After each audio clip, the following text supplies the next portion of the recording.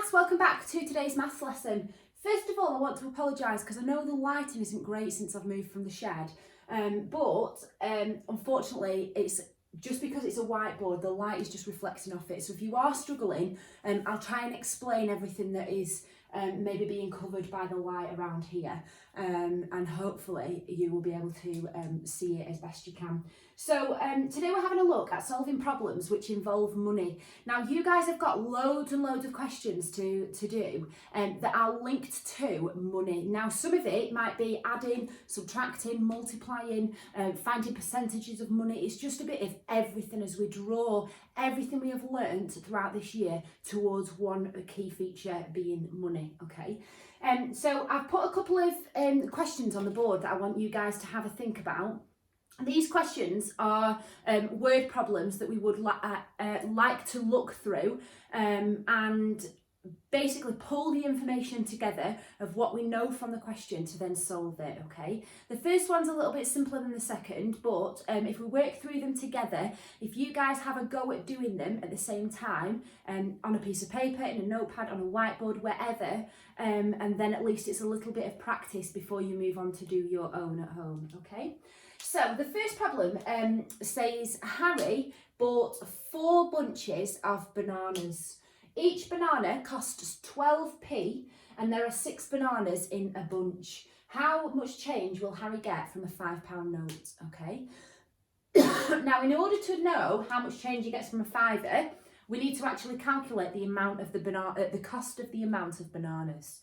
So let's have a look. Harry bought 4 bunches of bananas. Okay. So we know that he's got 1, 2, 3, 4. Sometimes I just find it a little bit easier if I draw it. These are the bunches of bananas. Sometimes you might buy them in a bag, so that's why I've drawn them like that. Each banana costs 12p and there are 6 bananas in a bunch. So in here, there are 6. 1, 2, 3, 4, 5, 6. 1, 2, 3, 4, 5, 6. 1, 2, 3, 4, 5, 6. 1, 2, 3, 4, 5, 6. So we know that when we have done this in the past, we have then got 4 lots of 6. Yeah? And therefore, how many bananas have we got? Well, we have got 24 bananas, not 24 bunches, just 24 bananas, okay? But each banana here costs 12 pence. So if I've got 24 and they each cost 12, then I have got 24 lots of 12. So when we look at that, 24 lots of, that's our times symbol, 12. Okay, now some of you might need to do a written multiplication for that. Some of you might decide that you can do 20 times 12 and then 4 times 12. Some of you might recognise that this can be partitioned into 12 and 12, and therefore you know what 12 times 12 and 12 times 12 is because you know up to your 12 times tables. So what I want you to do now is pause the video and calculate how much the bananas have cost here. Okay, off you go. Okay, welcome back. So I said that there was a variety of ways you could do this.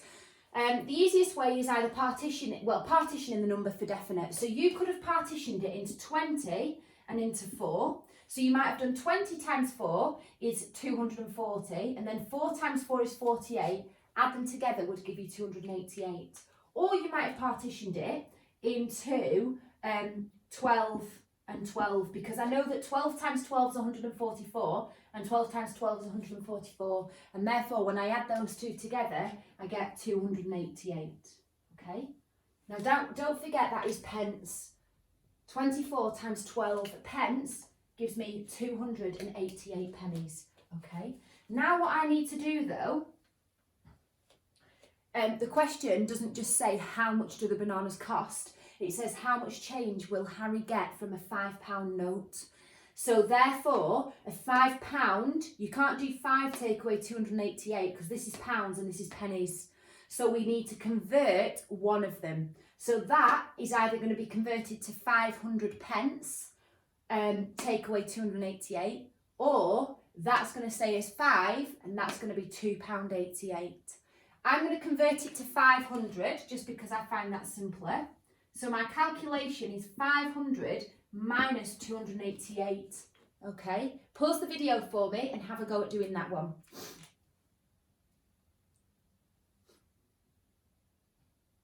Okay, welcome back. So, 0 minus 8. I hope you didn't do 8 minus 0. Make sure you do the top one, take away the bottom one. Very basic, but I know we all get it wrong. So we can't actually do 0, take away 8. That would give us a negative number. And when we're doing a subtraction like this, we can't have that. So therefore, we need to exchange from here. However, this is also a 0. So this then becomes 4 and that becomes 10. So 400 and that becomes 110. However, here, it still doesn't affect that number. So that now becomes 9 and this becomes 1. So there I've got 10 take away 8. Then I've got 90 take away 80 and 400 take away 200, which I can do. So 10 take away 8 gives me 2. 90 take away 80 gives me 10. 400 take away 200 gives me 200. So you would get the answer 212 pence, okay? Now, some of you might have done it like that, or some of you will have looked at 500 and thought, actually, instead of doing all this exchanging and getting confused, I can count up from 288 to 300, and then for 300 to 500, and you would still get the answer 212 pence, okay? Now, when we look at 212 pence, we know that that asks, that we want it in pounds, really. So it would be, what do we have to do to convert from pence to pounds? Good, we have to divide it by 100. So my numbers are going to move 2 places to the right. So it's going to be £2, decimal point, 12 pence. Okay, well done if you got that correct. Okay, let's move on to the next one. I'm going to read it for you, and then I want you guys to have a go at doing it on your own whilst the video is paused before we go through it together. So Jessica got a £20 gift card for her birthday. She bought a dress which was, that's the key word, was £18, but it had 30% off. How much money was left on the gift card? That should have a question mark. Sorry. So, we first of all need to calculate the cost of the actual dress, because it says it was £18, but it had 30% off. So remember, we need to find percentages, and to find 30% of something, we find 10% and then times it by 3. So 10% of that, we divide it by 10. We did this last week. So 10% of that would be £1.80. Therefore, 30% would be that multiplied by 3, wouldn't it? Okay, so 1 times 3 is £3, and then 80 times 3, well, 8 times 3, 8, 16, 24. Therefore, 80 times 3 is £2.40. So £3 plus £2.40 gives me £5.40. Okay. But that is 30% off. So we need to do this minus this. Okay, pause the video, have a go. Okay, this is just a mental calculation that you should be doing in your head. 18 take away 5. 18 take away 5 gives me 13. And then £13 take away 40 pence gives me £12.60. So the dress cost £12.60, okay? So if the dress was £12.60 and she had £20 on a gift card and she spent that, then what does that mean? What do I have to do? If I had 20 and she spent £12.60, well done, I have to subtract £20, take away the cost of the dress, okay? And that then will leave me how much money was left on the gift card. That will give me the answer, okay? So have a go at working that out. Off you go.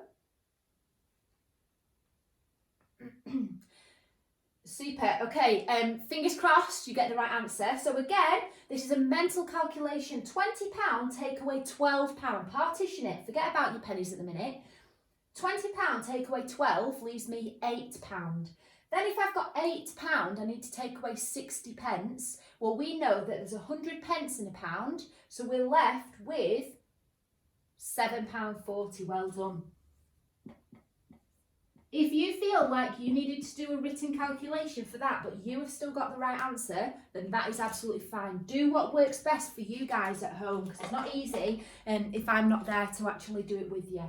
Okay, so this is your activity for today. Your date, your lesson objective and gap is on the board. So if you could do that in your books, on your paper, wherever. Do the working out your problems so that I can actually see if you've gone wrong, where you've gone wrong, okay? Blue group, you've got a slightly different activity, and I know you love doing these. It's like the murder mystery style booklets. I have actually emailed them over to your parents, and that's over the next couple of days that I want you to do that. So I don't expect you to do the whole booklet today. I have sent the cinema one, and then there's a space one that I want you to do. The main one that I want you to do is cinema, because that involves measures and money, which is what we're actually looking at this week, okay? So do the cinema one, but just in case you want to, I've sent over a space one as well for you, okay? So good luck with today's learning, everybody, and take care.